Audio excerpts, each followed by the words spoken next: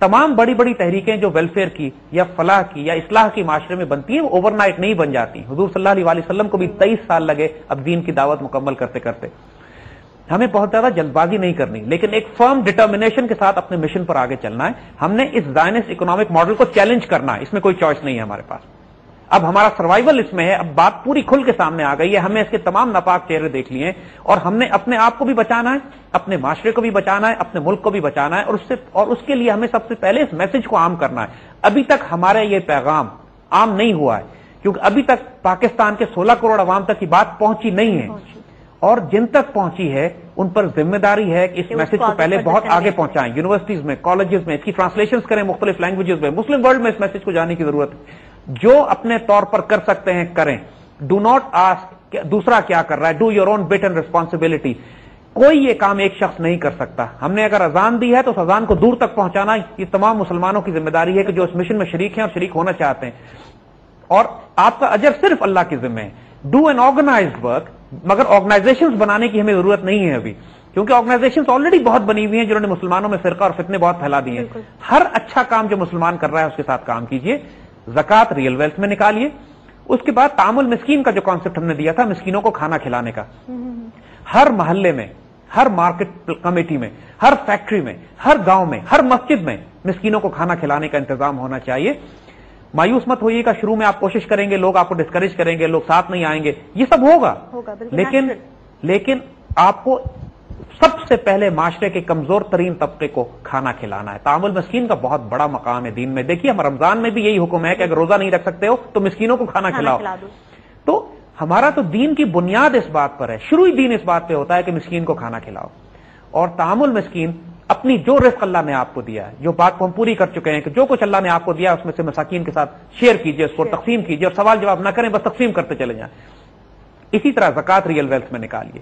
اس کے بعد جو تھرڈ فیز آتی ہے, اپنے آپ کو زائنسٹ اکنامک سسٹم سے بچائیے, یعنی جس حد تک ہو سکتا ہے اپنی سیونگز کو ریئل ویلتھ میں کیجیے. پیپر کرنسی یا ڈالرز میں بینک میں رکھ کے سود لینے کے بجائے اگر آپ ان کو گولڈ اکانومی میں گولڈ میں کنورٹ کر لیں, جو جتنا کنورٹ کر سکتا ہے, جو جتنا ریئل ویلتھ میں کنورٹ کر سکتا ہے, اور اس کو کنورٹ کر کے بے شک آپ کو بینک لاکرز میں ہی رکھنا پڑے, بے شک اپنے گھر کے لان میں ہی آپ کھود کے اس کو دفن کر دیں, لیکن اپنی اکانومی, اپنے آپ کو, اگر کوئی بہت مجبوری نہیں ہے, ہر کوئی جانتا ہے کہ اس کے ساتھ کیا پرابلمز ہیں, کیا مجبوری ہے, کیا جنرلی وہ ضرورت مند ہے یا واقعی وہ صرف بہانے کر رہا ہے, وہ جانے اور اللہ جانے, ہم کسی پر کوئی فتویٰ نہیں دے رہے, لیکن جو کر سکتا ہے اپنے آپ کو اس زائنسٹ اکنامک ماڈل سے نکالے. بینکنگ مجبوراً بینک اکاؤنٹ ہمیں بھی رکھنا پڑتا ہے کیونکہ اس دنیا میں ہم کام کر رہے ہیں, لیکن اپنا کانٹیکٹ ہم نے بیر منیمم رکھا ہوا ہے بینک کے ساتھ. یعنی ہم صرف ایک بیر منیمم کانٹیکٹ صرف اس لیے رکھتے ہیں کہ اگر کوئی ٹرانزیکشن ہمیں کرنی پڑے تو, لیکن ہمارے ایسٹس, ہماری ویلتھ, ہمارے ریزروز, ہمارے جو انویسٹمنٹس ہیں وہ لکوڈ کیش میں, پیپر کرنسی میں, ڈالرز میں, بینکنگ سسٹم کے اندر رکھے ہوئے نہیں ہیں. اور مسلمانوں کو اپنی دولت بینکوں میں رکھ کر سود لینے کے بجائے اگر ان کے پاس پیسے ہیں تو ایک طریقہ تو یہ ہے کہ جائز شیئر خرید لیں اچھی کمپنیز کے, جیسی بات ہم نے کہی تھی, لیکن ڈے ٹریڈنگ نہ کریں, اور اس میں سال میں جو ڈیویڈنڈ ملتا ہے ایک وہ آپ کی انکم اچھی ہو سکتی ہے.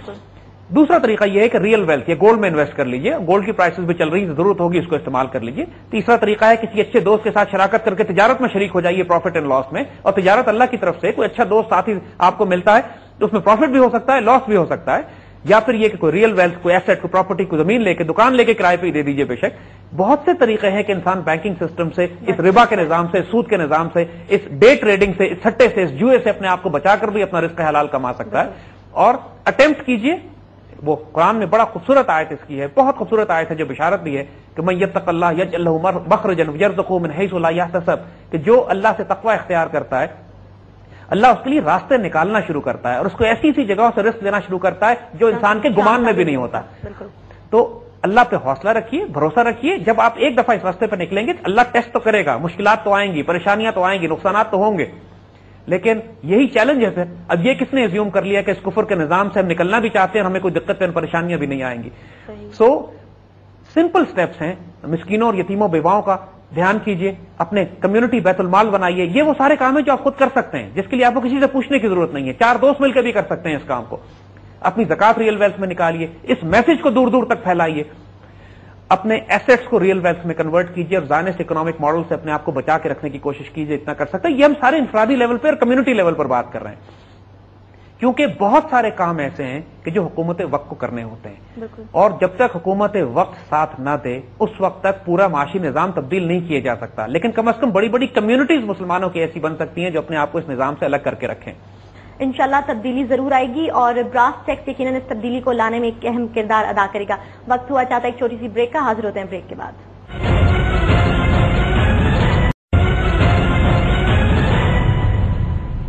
ویلکم بیک ویورز، آپ دیکھ رہے ہیں براس ٹیکس. ہمارے ساتھ موجود ہیں ہمارے ڈیفینس ایکسپرٹ زید حامد صاحب اور ہماری ڈسکشن جو ہے ان کے ساتھ جاری ہے.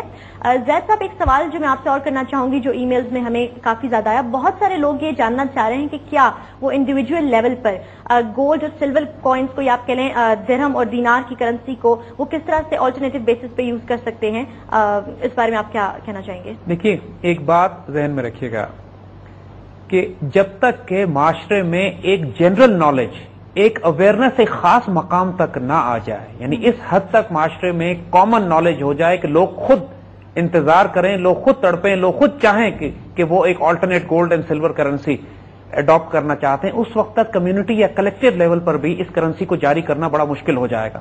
لہذا پہلا سٹیپ وہی ہے، spread the awareness, spread knowledge. اس کا مطلب ہے زید صاحب پہلا سٹیپ تو ہم لے چکے ہیں اور اس کو پھیلانے کی ضرورت ہے، کیونکہ ہم نے اذان دی ہے، اس اذان کو بھی دور تک پہنچانا ہے.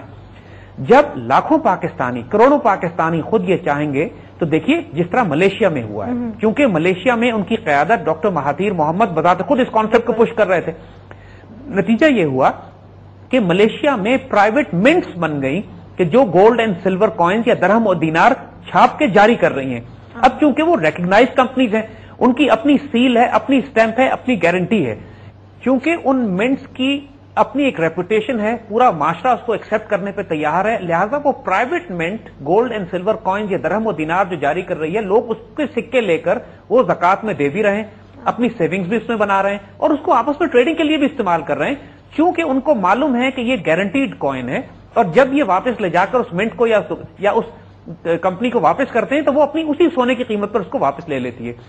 جب تک کہ یہ کانسیپٹ آپ پاکستان میں شروع نہیں کریں گے، یا تو کسی بڑا اسٹرانگ جیولر ہو، جیولر ایسوسی ایشن ہو، یا کوئی بڑا بزنس مین ہو، یا سونے کا کاروبار کرنے والی کوئی پرائیویٹ کمپنی ایسی بن جائے کہ جو سونے اور چاندی کے سکے جاری کرے، پراپر ایڈورٹائز کرے ان کو کہ ہمارے پاس یہ گولڈ کوائنز اویلیبل ہیں اور اپنے گولڈ کوائن ہم مارکیٹ کی ویلیو گولڈ پرائسز پر واپس لینے کو تیار ہیں.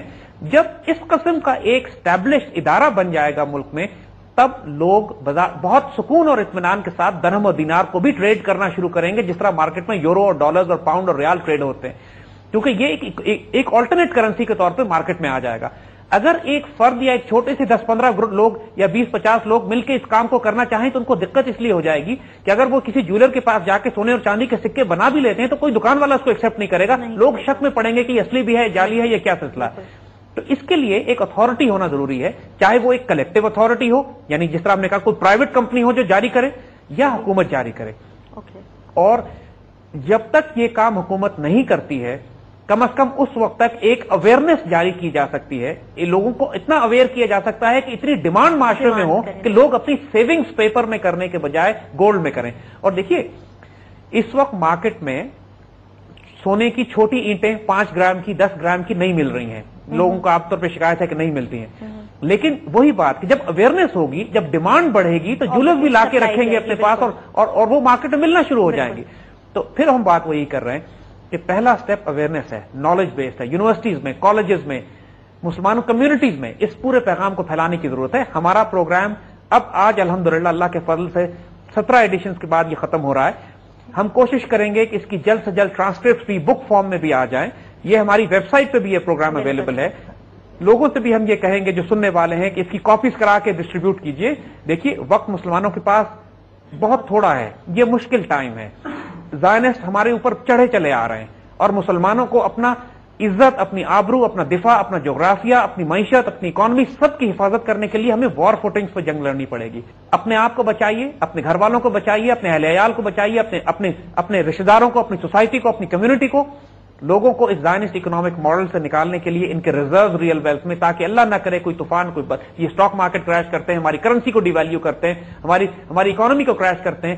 تو جتنے زیادہ مسلمان اپنی سیونگز کے ساتھ بچائے جا سکیں، اور یہ ہم نے بچانا ہے انشاءاللہ. اگر حکومت وقت کو ہوش نہیں آئے گا تو مسلمانوں کو زیادہ نقصان ہوگا، لیکن اگر حکومت سمجھ جاتی ہے اس بات کو، جو سارے ایسپیکٹس جو ہم پچھلے پروگراموں میں بیان کر چکے ہیں، تو پھر پاکستان اس تمام گلوبل شاک سے محفوظ رہ سکتا ہے کہ چاہے وہ فوڈ کرائسس کی شکل میں ہو یا فیول کرائسس میں ہو، چاہے وہ کرنسی ڈیویلویشن ہو، چاہے وہ جتنے بھی دنیا کے اندر فسادات برپا ہو رہے ہیں، پاکستان ایک شاک ایبزاربر اپنے بلڈ کر کے اپنے آپ کو بچا سکتا ہے۔ ہمیں امید نہیں ہارنی ہے، اللہ کا بہت فضل ہے اور کرم ہے، وسائل ہمارے پاس موجود ہیں، نوجوان موجود ہیں، لوگ موجود ہیں اور درد رکھنے والے لوگ موجود ہیں کہ جو کرنا چاہتے ہیں۔